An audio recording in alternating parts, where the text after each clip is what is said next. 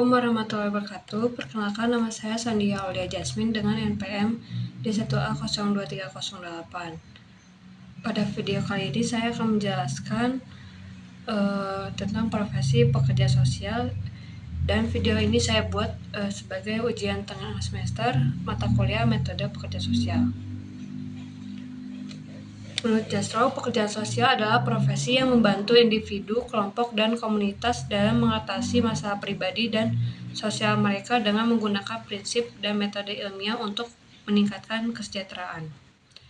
Lalu dalam profesi pekerja sosial yang pertama ada kerangka pengetahuan. Menurut Alfred Kadusin, yang pertama ada General Social Work Knowledge. Pelayanan dan kebijakan sosial ini harus dimiliki oleh pekerja sosial, di mana Peksos memiliki pemahaman yang kuat tentang kebijakan sosial dan pelayanan sosial yang tersedia di masyarakat, mencakup pengetahuan tentang sistem jaminan sosial, layanan kesehatan, pendidikan, perumahan, dan layanan kesejahteraan sosial untuk mendukung klien. Lalu selanjutnya ada tingkah laku manusia dan lingkungan sosial. Pekerja sosial harus memahami bagaimana individu berperilaku dan berkembang dalam konteks lingkungan sosialnya. Pengetahuan ini penting untuk mengenali faktor-faktor psikologis, sosial, dan budaya yang mempengaruhi klien. Lalu ada metode-metode pekerja sosial. Hal ini mencakup berbagai metode intervensi pekerja sosial seperti konseling, terapi kelompok, advokasi, dan intervensi komunitas. Lalu ada pengetahuan spesifik tentang bidang-bidang praktek. Pekerja sosial harus memiliki pengetahuan yang mendalam tentang bidang-bidang spesifik dalam praktik pekerja sosial. Lalu ada pengetahuan spesifik tentang badan-badan sosial. Pekerja sosial harus memahami organisasi dan badan-badan sosial yang relevan dengan bidang mereka. Lalu ada juga pengetahuan spesifik tentang klien. Pengetahuan ini ada pengetahuan tentang karakteristik klien, lalu kebutuhan mereka dan masalah yang mereka hadapi.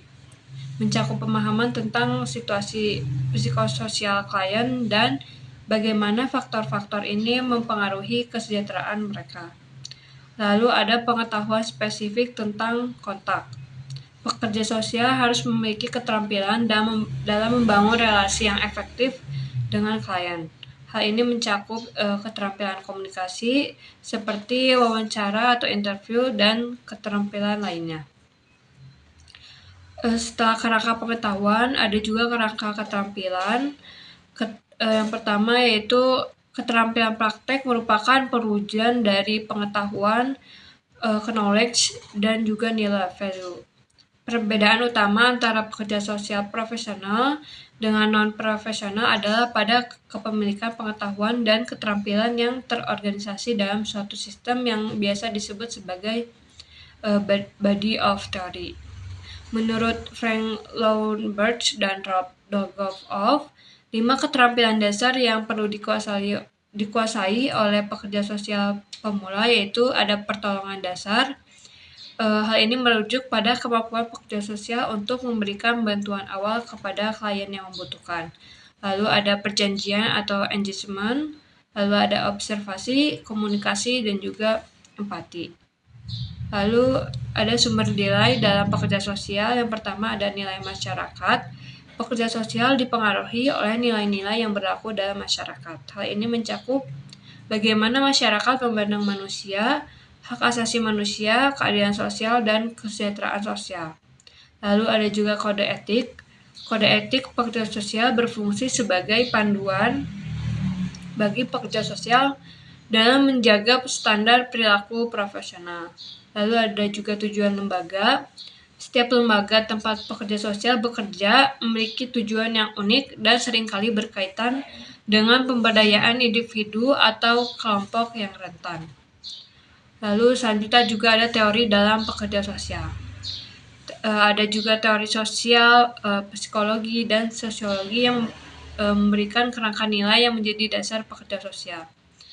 Nilai-nilai tersebut mencakup tentang nilai konsepsi tentang manusia, pandangan tentang manusia sebagai makhluk yang memiliki martabat, hak asasi, dan potensi untuk berkembang. Lalu ada juga nilai tentang masyarakat.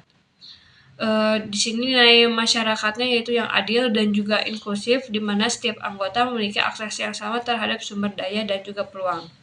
Ada juga nilai tentang interaksi, yaitu hubungan yang saling menghormati dan mengutamakan komunikasi yang sehat dan terbuka antara individu.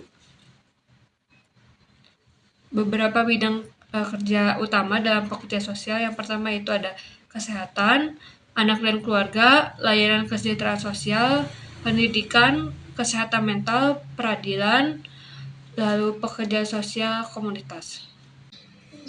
Selanjutnya yaitu keberfungsian sosial sebagai fokus pekerjaan sosial. Pekerja sosial berfokus pada keberfungsian sosial dengan membantu klien mengatasi masalah dalam interaksi sosial sehingga mereka dapat menjalankan peran dalam keluarga, komunitas, dan masyarakat yang lebih baik. Pendekatan ini melibatkan pemberian dukungan baik dalam bentuk bimbingan psikososial, pemberdayaan ekonomi, atau advokasi sosial. Syarat keberfungsian sosial yang pertama yaitu dapat memenuhi kebutuhan. Keberfungsian sosial tercapai jika seseorang dapat memenuhi kebutuhan dasar yang diperlukan untuk hidup secara bermartabat dan seimbang. Kebutuhan ini mencakup kebutuhan fisik seperti kebutuhan makanan, tempat tinggal, dan kesehatan. Lalu ada kebutuhan psikologis, yaitu kebutuhan untuk rasa aman, cinta, pengakuan, dan penghargaan. Lalu kebutuhan sosial yaitu kebutuhan untuk berinteraksi, diterima oleh lingkungan, dan memiliki peran sosial yang diakui. Lalu ada juga kebutuhan ekonomi, yaitu kemampuan individu untuk mendapatkan penghasilan atau mengakses sumber daya yang memadai untuk hidup. Yang kedua yaitu dapat memecahkan masalah. Kemampuan memecahkan masalah adalah kunci keberfungsian sosial. Setiap individu atau kelompok akan dihadapkan pada berbagai tantangan atau masalah dalam hidup, seperti masalah keluarga, pekerjaan, keuangan, atau kesehatan. Yang ketiga yaitu dapat menjalankan peran. Individu atau kelompok dianggap berfungsi secara sosial jika mampu menjalankan peran sosial sesuai dengan harapan lingkungan dan masyarakat. Peran ini bisa berupa peran sebagai anggota keluarga, pekerja, teman, atau anggota masyarakat. Tujuan keberfungsian sosial yang pertama yaitu meningkatkan kemampuan adaptasi, membantu individu atau kelompok dalam mengatasi tantangan sosial, ekonomi, dan psikologis yang mereka hadapi. Yang kedua, mengurangi ketergantungan, membantu individu agar bisa mandiri dalam memenuhi kebutuhan sosial dan ekonominya. Yang ketiga yaitu meningkatkan kualitas hidup dengan menciptakan kondisi yang memungkinkan individu menjalani kehidupan yang lebih produktif, bermakna, dan juga memuaskan. Fungsi pekerja sosial menurut Jastrow yaitu ada fungsi remedial. Pekerja sosial bertugas memperbaiki atau memulihkan keberfungsian sosial individu atau kelompok yang mengalami masalah atau gangguan. Lalu ada fungsi preventif, mencegah munculnya masalah sosial yang lebih besar dengan cara memberikan edukasi atau intervensi dini pada individu atau kelompok yang beresiko. Lalu ada fungsi pengembangan, mengembangkan potensi dan sumber daya individu atau kelompok agar dapat berfungsi secara optimal dalam masyarakat. Lalu ada fungsi pemeliharaan, membantu menjaga keberfungsian sosial yang sudah ada agar tetap stabil dan tidak menurun. Tugas dari pekerja sosial yang pertama enabler sebagai pemberdaya, lalu broker sebagai penghubung, lalu advokat untuk menciptakan keadilan sosial, lalu mediator sebagai penengah, lalu ada pendidik, koordinator, fasilitator, konsultan, dan fungsi lainnya. Lalu selanjutnya ada sistem sumber. Sistem sumber dalam pekerja sosial adalah semua sumber daya yang dapat digunakan untuk mendukung keberfungsian sosial individu, kelompok, dan masyarakat. Menurut Maxiporin, sistem sumber terbagi menjadi beberapa kategori. Yang pertama yaitu ada sumber internal dan eksternal. Sumber internal itu ada sumber daya yang ada di dalam diri individu, kelompok, atau masyarakat. Contohnya mencakup kemampuan intelektual, pengetahuan, dan keterampilan yang dimiliki oleh individu atau kelompok yang digunakan untuk memecahkan masalah. Lalu ada kebersamaan, yaitu rasa solidaritas dan saling mendukung di antara anggota kelompok. Lalu ada juga gotong royong, partisipasi aktif dalam membantu satu sama lain dalam masyarakat. Selanjutnya yaitu ada sumber eksternal, sumber daya yang ada di luar individu, kelompok, atau masyarakat. Contohnya mencakup kekayaan, sumber daya finansial yang dapat digunakan untuk mendukung kebutuhan. Lalu ada prestise, status sosial atau reputasi yang dapat dimanfaatkan untuk mendapatkan dukungan. Ada juga mata pencaharian sebagai sumber pendapatan yang dapat dimanfaatkan untuk memenuhi kebutuhan. Ada juga hak jaminan, yaitu akses terhadap layanan sosial, kesehatan, atau pendidikan. Yang kedua ada sumber ofisial dan non-ofisial. Sumber ofisial yaitu berisikan tokoh dan organisasi yang secara resmi mewakili masyarakat dan memiliki legitimasi dalam memberikan bantuan. Contohnya mencakup guru sebagai pendukung pendidikan dan pengembangan individu, lalu ada pekerja sosial sebagai profesional yang membantu klien dalam mengatasi masalah sosial, lalu ada badan konseling sebagai lembaga yang memberikan bimbingan dan juga dukungan, lalu ada juga badan sosial, organisasi yang menyediakan pelayanan sosial kepada masyarakat. Sumber non-ofisial yaitu ada dukungan emosional atau sosial dari individu di sekitar seperti kerabat, teman, jaringan sosial yang menyediakan dukungan emosional. Lalu selanjutnya ada sumber manusia dan non-manusia.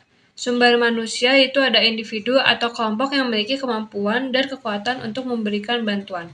Misalnya orang yang berpengalaman, profesional, atau sukarelawan yang memiliki keterampilan yang relevan. Pada sumber non-manusia ini ada sumber daya material atau benda yang dapat digunakan. Contohnya termasuk bahan baku, material yang diperlukan untuk melakukan suatu aktivitas. Lalu ada peralatan, yaitu alat yang digunakan dalam pelaksanaan program atau intervensi. Lalu ada juga sumber simbolik, partikularistik, konkret, universal, dan pertukaran nilai. Pertama, sumber simbolik partikularistik merupakan simbol yang tidak bisa diraba seperti informasi, pengetahuan, atau data yang bisa dimanfaatkan dalam konteks sosial. Lalu ada juga status sosial, tingkatan sosial yang memberikan akses dan pengaruh dalam masyarakat. Pada sumber konkret universalistik yaitu sumber nyata dan juga umum seperti layanan sosial yang tersedia untuk masyarakat, lalu benda konkretnya itu barang-barang yang dapat digunakan untuk membantu kebutuhan individu atau kelompok. Lalu ada juga sumber pertukaran nilai. Sumber ini berkaitan dengan interaksi sosial dan nilai-nilai, termasuk kasih sayang, hubungan emosional yang mendukung individu dalam mengatasi masalah. Ada juga uang sebagai sumber daya finansial yang diperlukan untuk memenuhi kebutuhan, dan juga sumber-sumber lainnya. Proses praktik pertolongan menurut Maxiporin yaitu terdiri dari 5 tahap. Yang pertama ada engagement. Pada tahap ini pembangunan hubungan antara pekerja sosial dan klien dimulai dengan melibatkan pengenalan, lalu membuat klien merasa nyaman dan menjelaskan tujuan serta proses yang akan dilakukan. Dalam tahap ini juga dilakukan pengumpulan informasi awal tentang klien untuk memahami situasi mereka. Contohnya itu seorang pekerja sosial bertemu dengan seorang remaja yang mengalami masalah keluarga. Pekerja sosial memperkenalkan diri, menjelaskan tujuan sesi, dan membangun raport dengan klien, serta meminta izin untuk mengumpulkan informasi lebih lanjut mengenai latar belakang klien dan masalah yang dihadapi. Yang kedua itu ada assessment. Pada tahap ini pekerja sosial mengumpulkan dan menganalisis informasi lebih lanjut untuk memahami kebutuhan, masalah, dan sumber daya klien. Proses ini melibatkan wawancara, observasi, dan penggunaan alat asesmen lainnya. Contohnya setelah sesi awal pekerja sosial melakukan wawancara lebih dalam dengan remaja tersebut dan keluarganya untuk mengidentifikasi faktor-faktor yang mempengaruhi masalah yang yang dihadapi, seperti komunikasi yang buruk dalam keluarga atau tekanan dari teman sebaya. Lalu ketiga ada planning. Berdasarkan hasil asesmen, tahap ini melibatkan pengembangan rencana intervensi yang jelas dan spesifik untuk mencapai tujuan yang diinginkan. Rencana ini harus melibatkan kolaborasi antara pekerja sosial dan juga klien. Contohnya, setelah memahami situasi remaja, pekerja sosial dan klien bersama-sama merumuskan rencana, misalnya mengadakan sesi konseling keluarga untuk memperbaiki komunikasi dan mengurangi konflik, serta mengatur pertemuan rutin untuk memantau kemajuan. Lalu keempat, ada intervensi. Pada tahap ini melibatkan pelaksanaan rencana yang telah dibuat. Dapat mencakup berbagai metode dan teknik seperti konseling individu atau kelompok, pendidikan, dan pengembangan keterampilan. Contohnya, pekerja sosial melaksanakan sesi konseling keluarga yang melibatkan remaja dan orang tuanya.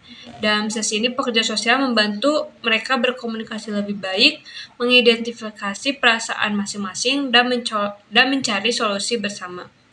Lalu yang terakhir ada evaluasi dan terminasi. Pada tahap ini mencakup penilaian efektivitas intervensi dan keberhasilan dalam mencapai tujuan.